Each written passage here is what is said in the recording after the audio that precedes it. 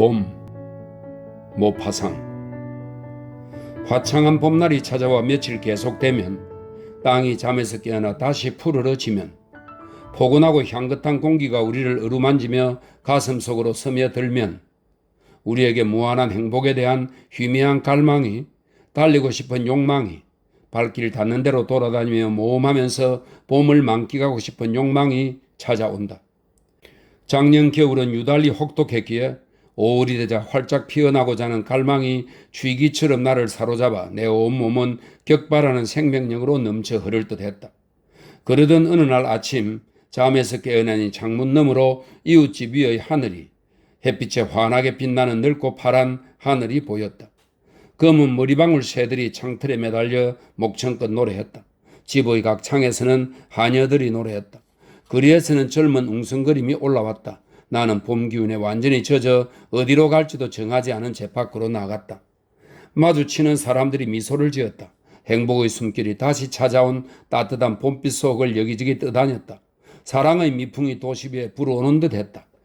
젊은 여자들은 아침부터 곱게 몸단장을 하고 눈 속에는 다정함을, 그동에는 부드러운 호의를 감춘 채 내 마음을 한껏 동요하게 했다. 어떻게, 왜 그랬는지는 모르지만 나는 어느새 센 강가에 다다랐다. 전기선들이 쉬렌을 향해 빠르게 나아갔다. 갑자기 숲을 가로질러 달리고픈 엄청난 욕구가 느껴졌다. 바토 무슈의 가판에, 이거는 센 강을 항해하는 유람선이었다고 합니다. 바토 무슈의 가판에 승객들이 가득했다. 첫봄 햇살이 그들의 의사와 상관없이 그들을 거처에서 끌어낸 것 같았다. 모든 사람들이 분주히 움직이고 왔다 갔다 하고 이웃과 수다를 떨었다. 그 중에는 내 이웃집에 사는 여자도 있었다.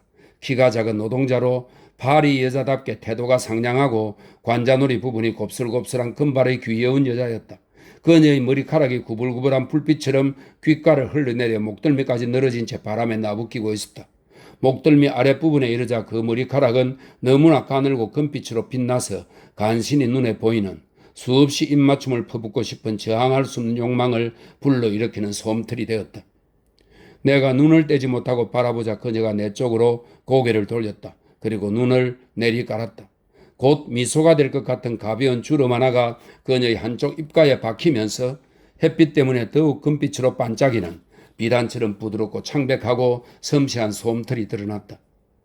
강물이 넓어졌다. 따뜻한 평화가 대기 중에 떠돌았고 생명의 수근거림이 그 공간을 가득 채우는 것 같았다. 내 이웃집 여자가 다시 눈을 들었다. 내가 줄곧 그녀를 바라보고 있었으므로 이번에는 그녀 쪽에서 나에게 결연한 미소를 보냈다. 그녀는 너무나 매력적이었으며 회피하는 듯한 그녀의 눈길 속에는 그때껏 내가 미처 몰랐던 수많은 것들이 모습을 드러냈다.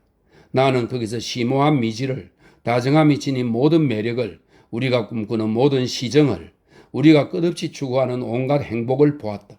나는 팔을 활짝 벌리고 싶은 욕구를, 그녀를 어디론가 데려가 그녀의 귓가에 음악처럼 감미로운 사랑의 말을 속삭이고 싶은 미친 듯한 욕구를 느꼈다.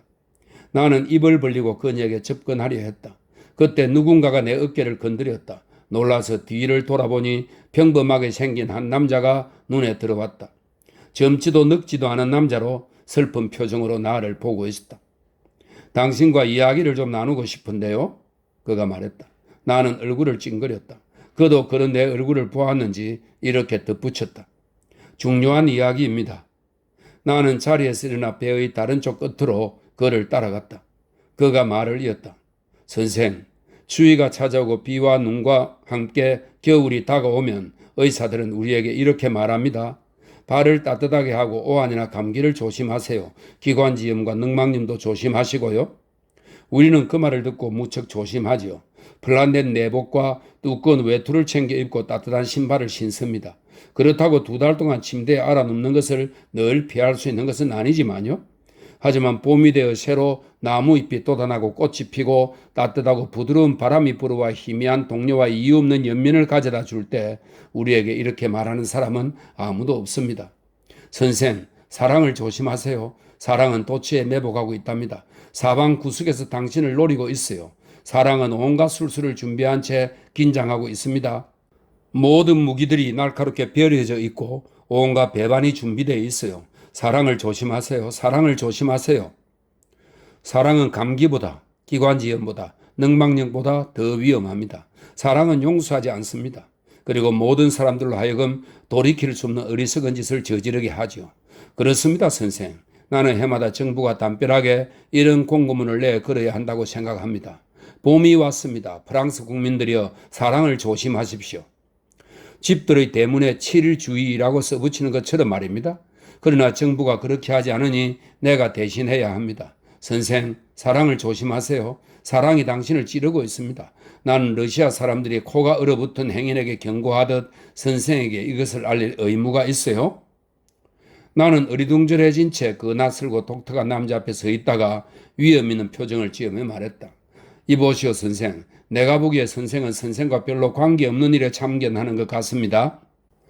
그러자 그가 격한 몸짓을 하고는 대답했다. 오 선생, 어떤 사람이 위험한 곳에 빠지려고 하는데 죽게 그냥 내버려 두는 것이 옳은 행동입니까? 자, 내 이야기를 잘 들어보세요. 그러면 왜 선생에게 이런 말을 하는지 이해가 될 겁니다. 작년 이맘때 일이었습니다. 우선 선생에게 내가 해군성 직원이라는 것을 이야기해야겠군요. 그곳의 책임자들, 임원들은 자기들의 계급을 중요하게 생각하고 우리를 갑판 선원 취급하죠. 책임자들이 모두 너그럽다면 얼마나 좋겠습니까? 하지만 그 이야기는 일단 넘어가겠습니다. 어쨌거나 내가 사무실에서 제비들이 날아다니는 파란 하늘 한 조각이라도 바라볼 수 있다면 얼마나 좋겠습니까? 그럴 수만 있다면 검은 서류함 한가운데서 춤이라도 추고 싶을 겁니다. 자유에 대한 갈망이 너무나 커져서 나는 마음이 내키지 않음에도 불구하고 내 꼰대를 만나러 갔답니다. 그 사람은 키가 작고 까다로운 남자로 언제나 화가 나 있었죠. 나는 몸이 아프니 조퇴를 하고 싶다고 말했어요. 그가 코를 들이밀고 나를 바라보더니 이렇게 외치더군요. 난 자네 말을 못 믿겠네. 아무튼 알았으니 어서 가봐. 자네 같은 직원들만 있다면 사무실이 제대로 돌아가겠나? 나는 밖으로 달려나갔습니다. 그리고 생강으로 갔어요. 바로 오늘 같은 날씨였죠. 나는 생클루를 한 바퀴 둘러보려고 바토 무슈를 탔습니다. 선생, 내 상사는 나에게 조퇴를 허락하지 말아야 했어요. 햇빛을 받자 마음이 부풀어 올랐어요. 배, 강, 나무, 집, 옆에 있는 사람들 모든 것이 마음에 들었습니다. 무엇이든 상관없이 입 맞추고 싶었습니다. 그것은 사랑의 함정이었죠. 트로가데로에서 아가씨 하나가 손에 작은 꾸러미를 들고 올라탔습니다. 그녀는 내 맞은편에 앉았어요. 그녀는 예뻤습니다. 그랬어요, 선생. 봄이 와서 날씨가 좋을 때 여자들이 더 예뻐 보인다는 것은 참으로 놀랍습니다. 봄의 여자들은 자극적이고 매력적이고 뭐라 말할 수 없지만 아주 특별합니다. 꼭 치즈를 먹고 나서 마시는 포도주 같아요. 나는 그녀를 바라보았습니다. 그러자 그녀도 나를 바라보더군요. 하지만 이따금씩 바라볼 뿐이었어요. 방금 전 당신이 바라본 여자처럼요. 서로를 충분히 탐색했으니 내 생각에는 대화를 시작해도 될 것 같더군요. 그래서 나는 그녀에게 말을 걸었습니다. 그녀가 대답했어요. 그녀는 정말이지 너무도 상냥했답니다. 그녀는 나를 도취시켰어요, 선생. 생클루에서 그녀가 내렸습니다. 나는 그녀를 따라갔지요. 그녀는 주문받은 물건을 배달하러 갔습니다. 그녀가 다시 모습을 나타냈을 때 배는 막 떠난 참이었지요. 나는 그녀 옆에서 걷기 시작했습니다. 감미로운 공기 때문에 우리 두 사람은 한숨을 쉬었습니다. 숲에 들어가면 기분이 아주 좋을 겁니다. 내가 그녀에게 말했습니다. 그녀가 대답하더군요. 오, 그런가요? 숲에 들어가 한 바퀴 돌아보시겠습니까? 그러시겠어요, 아가씨? 그러자 그녀는 내가 어떤 사람인지 평가하려는 듯 눈을 내리깔고 빠르게 나를 살펴보았습니다. 그런 다음 잠시 망설이더니 걸음하고 수락했지요.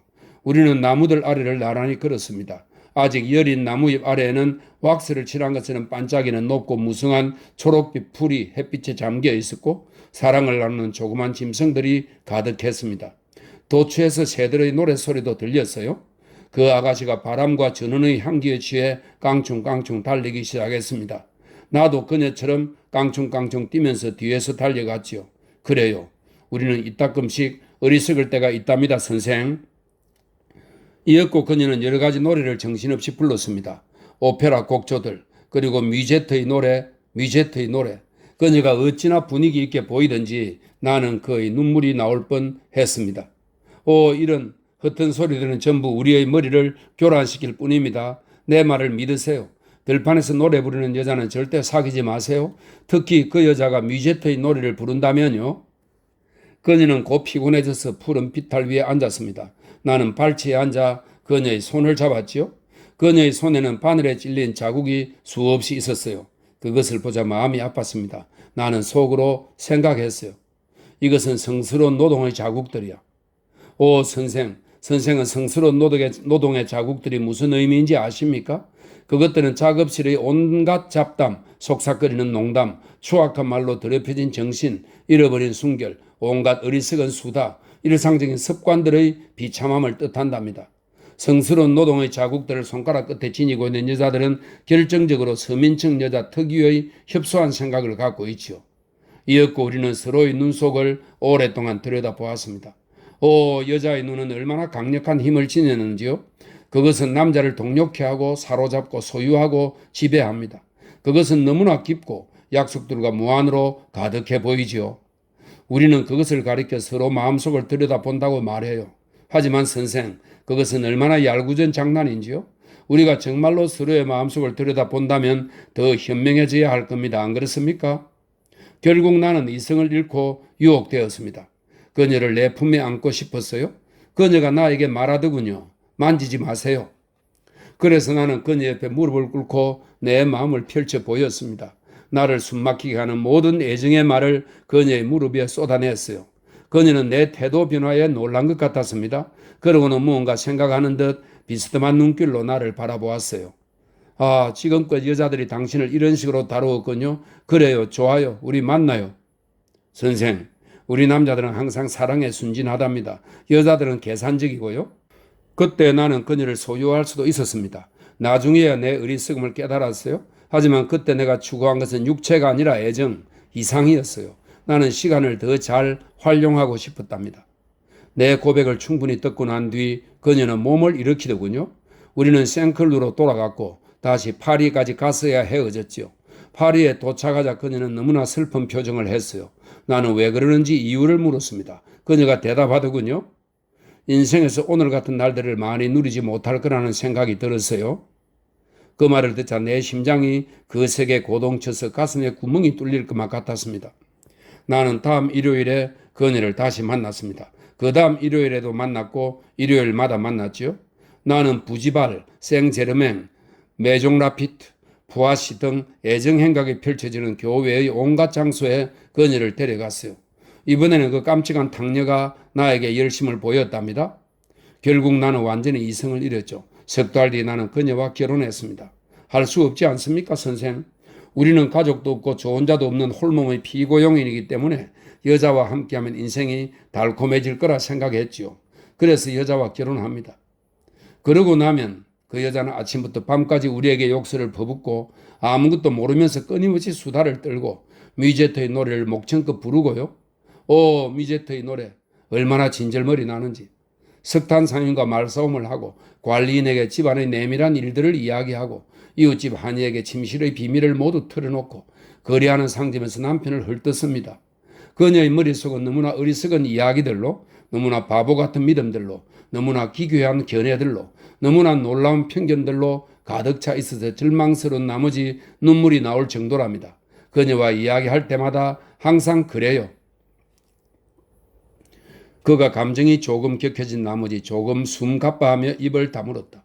나는 연민에 사로잡혀 그 순진하고 가여운 남자를 바라보았고 그에게 무언가 이야기하려 했다. 그때 배가 멈추었다. 생클루에 도착한 것이다. 내 마음을 설레게 했던 그 귀여운 여자가 배에서 내리기 위해 자리에서 일어났다. 그녀는 내 옆을 지나가면서 우리 남자들을 미치게 하는 은밀한 미소를 띤 얼굴로 나를 바라보았다. 그런 다음 부교 위로 뛰어내렸다. 나는 그녀를 따라가기 위해 돌진했다. 하지만 옆에 있던 그 남자가 내 소매뿌리를 붙잡았다. 나는 몸부림을 치며 그의 손에서 벗어나려 했다. 하지만 그는 내 프로코트 자락을 꽉 움켜쥐고는 뒤로 잡아 끌며 되뇌었다.